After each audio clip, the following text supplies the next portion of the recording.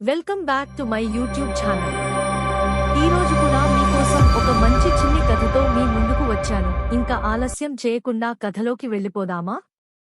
ఒక అడవిలో ఒక మహా సాధువు ఉండేవాడు. ఆ సాధువు దగ్గర చాలా మంది శిష్యులుగా ఉండేవారు. అందులో ఒక యువకుడైన రాము అనే అబ్బాయి కూడా ఆ సాధువు బోధనలు నచ్చి అతనితో పాటే ఉండేవాడు. అయితే ఒకసారి ఆ సాధువు చుట్టుపక్కల ఉన్న పల్లెల్లో మనుషులు ఎలా ఉన్నారో చూద్దామని బయలుదేరాడు.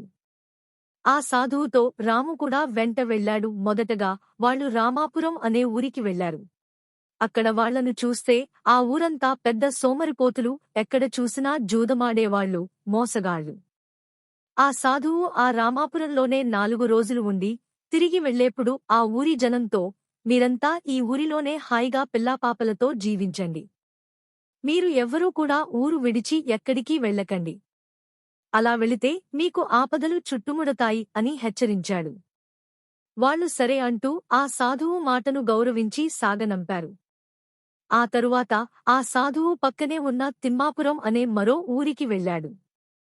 ఆ ఊరిలో చూస్తే అందరూ మంచివాళ్లు, నిజాయితీపరులు, మాటమీద నిలబడేవాళ్లు. ఆ సాధువు అక్కడ కూడా ఒక వారం రోజులు ఉండి ఆ ఊరి నుండి తిరిగి వెళ్ళేప్పుడు, మీరు ఈ ఊరిలో ఎక్కువ కాలం ఉండకండి. తలా ఒక దిక్కు వెళ్ళిపోండి. ఇక్కడే ఉంటే మీకు ఊహించని ఆపదలు, కష్టాలు ఎదురవుతాయి అని చెప్పాడు. అందుకు ఆ ఊరివాళ్లు సరే అన్నారు. ఇదంతా సాధువుతో పాటు ఉంటున్న రాము వింటూ ఉన్నాడు.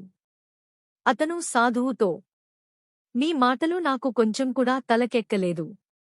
సోమరులు, దొంగలు, జూదరులు ఉన్న ఊరి వాళ్లనేమో హాయిగా ఆ ఊరిలోనే పిల్లాపాపలతో బ్రతకమని దీవించారు. కాని మంచివాళ్లు, నిజాయితీపరులు ఉన్న ఊరి వాళ్లనేమో ఊరు విడిచి వెళ్ళిపోమన్నారు. ఇలా చెప్పడం వెనుక అర్థం ఏమిటి? నాకు సవివరంగా చెప్పండి గురువుగారు అని రాము అడిగేసరికి, అప్పుడు ఆ సాధువు చిన్న చిరునవ్వు నవ్వి, నాయనా, మొదటి ఊరి వాళ్లు చెడ్డవాళ్లు. వాళ్లు ఎక్కడ అడుగు పెడితే అక్కడ వాళ్లను కూడా చెడగొడతారు. అందుకే వాళ్లను ఊరు దాటవద్దన్నాను. ఇంకా రెండవ ఊరి వాళ్లు మంచివాళ్లు. వాళ్లు ఎక్కడ అడుగు పెడితే అక్కడ మంచిని పంచుతారు.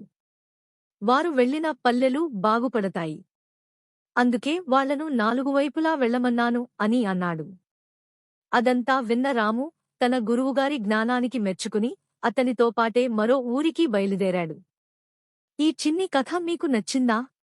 నచ్చితే ఈ వీడియోని లైక్ చేయండి, షేర్ చేయండి. ఇంకా ఇలాంటి మరిన్ని కథల కోసం నా ఛానల్ని సబ్స్క్రైబ్ చేయడం మర్చిపోవద్దు.